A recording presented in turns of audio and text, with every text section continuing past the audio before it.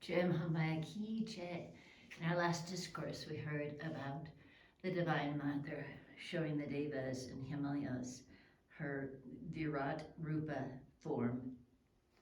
And now we'll go on to chapter 34. The Devi said, O Devas, you are not all worthy to see my wonderful cosmic form.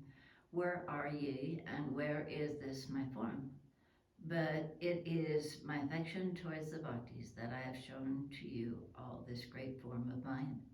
Nobody can see this form without my grace.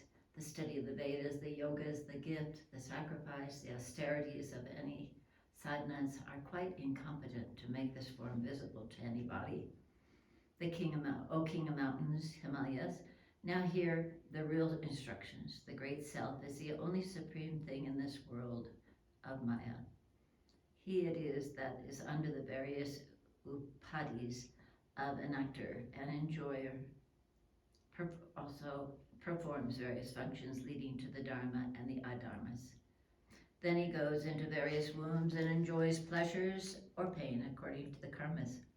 Then again, owing to the tendencies pertaining to these births, he becomes engaged in various functions and gets again various bodies and enjoys various pleasures and pains. O best of mountains, there is no cessation of this birth and death. It is like a regular clockwork machine. It has no beginning and it goes on working in an endless period. Ignorance or advaita is the cause of this samsara. Desires come out of this and action flow thence.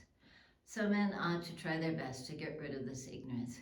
O King of the Mountains, what more to say than this, that the goal of life is attained when this ignorance is destroyed. The highest goal is attained by jivas when he becomes liberated while living. And vidya is the only thing that is able and skillful in destroying ignorance. The karma done out of ignorance is ignorance itself, and such a work cannot destroy ignorance. So it is not proper to expect that this avidya can be destroyed by doing action. The works are entirely futile. The jivas want again and again the sensual enjoyments out of these karmas. Attachment arises out of this desire. Discrepancies creep in and out of this ignorance. Attached, great calamities befall when such faults or discrepancies are committed. So every sane man ought to make his best effort to get this knowledge, and as it is also enjoined in the shrutis that one ought to do actions, so it is advisable to do work also. Again, the shrutis declare that the final liberation comes from knowledge, so one ought to acquire jnanam. If both there is collectively followed, then works become beneficial and helpful to jnanam. Others may say that this is impossible owing to their contradictory natures. The knots of heart are let loose by knowledge, and the knots are knit more by karma. So how can they be reconciled? They are so very diametrically opposite.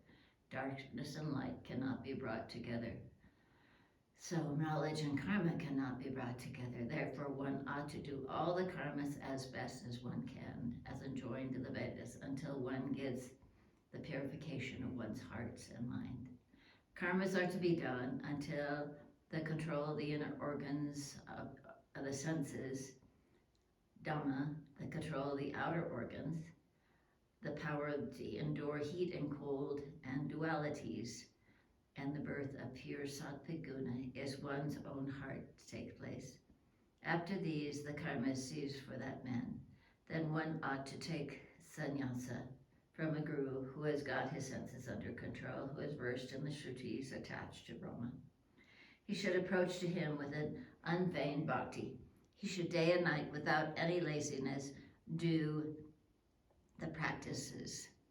He should constantly ponder over the meanings of tattvam asi, which means thou art that. It asserts the identity of the Supreme Self, Brahma, and the embodied self, the jivas.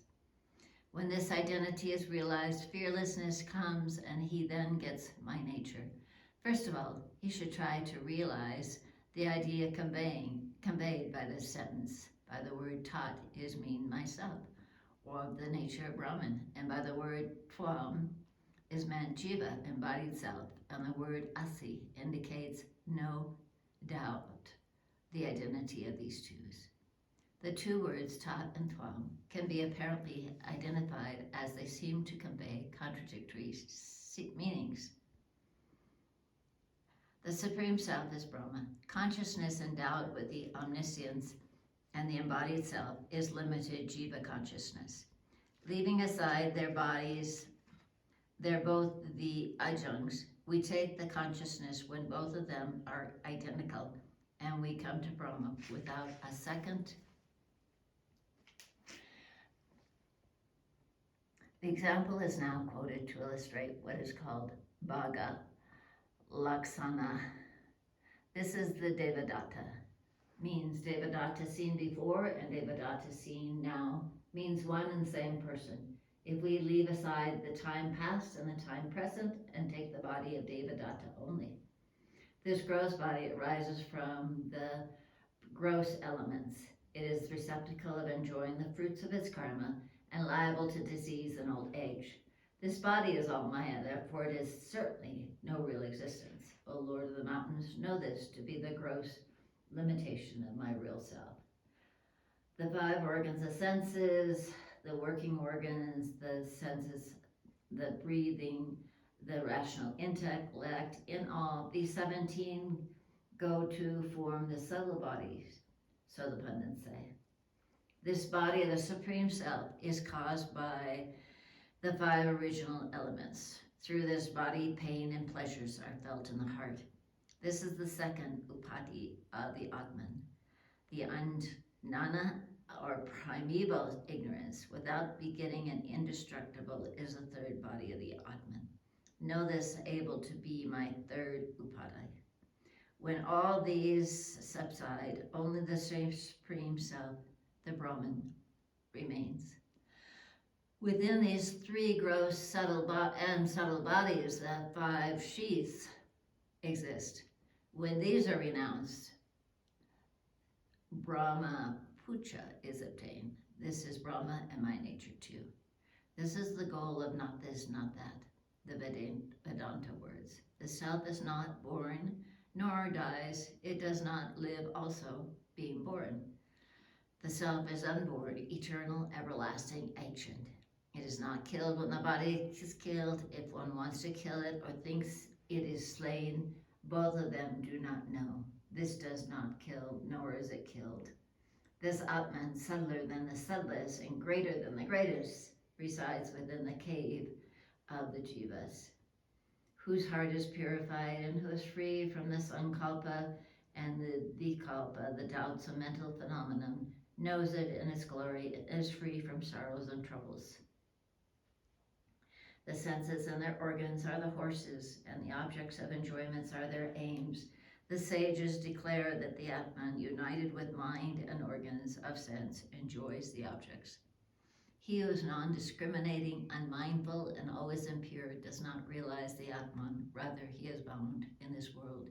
He who is discriminating, mindful, and always pure reaches the goal, realizes the highest self, and he has not fallen, gained from that. That man becomes able to cross the ocean of samsara and gets my highest abode of the nature of everlasting existence, intelligence, and bliss, whose charioteer is discrimination, and who keeps his senses under control by keeping tight the reins of his mind. Thus one should always meditate intensely on me, the Divine Mother, to realize the nature of self by hearing and thinking and realizing of one's own self by own self, pure heart. When by the constant practice, as mentioned above, one's heart is fit for Samadhi, just before that he should understand the meanings of the separate letters in the seed mantras of Mahamaya. The letter H means gross body, and the letter H means subtle body, and the letter I means the causal body, and the fourth state of mind. This meditating on the separate differentiated states the intelligent man should meditate on aforesaid, 3 bijas in the cosmic body also, and he should then try to establish the identity between the two. Before entering into Samadhi, after very carefully thinking the above, one should close one's eyes and meditate on me, the Supreme Divine Mother of the Universe, the luminous and self-effulgent Brahma. O chief of mountains, putting stop to all worldly desires, free from jealousy and other evils, he should make equal according to the rules of the prana and do prananam. Then he should go into the region where there is no speech or thing spoken, which is absolutely free from dualities, that Akanda Satchidananda, and meditate on that highest self in the midst of the fiery flame of consciousness. O King of the Mountains, thus men, by the meditation mentioned above, should realize the identity between the Jiva and the Brahman and see me and get my nature. O Lord of Mountains, thus the firmly resolved, intelligent man, by the practice of this yoga, sees and realizes the nature of my highest self and destroys immediately the ignorance and all the actions thereof. Here ends the 34th chapter of the 7th book on the knowledge, final emancipation, in the Mahapuranam Srimad Devi Bhagavatam of 18,000 verses by Veda Vyasa. Jai Mahamaya ki jai, Bole Baba ki jai.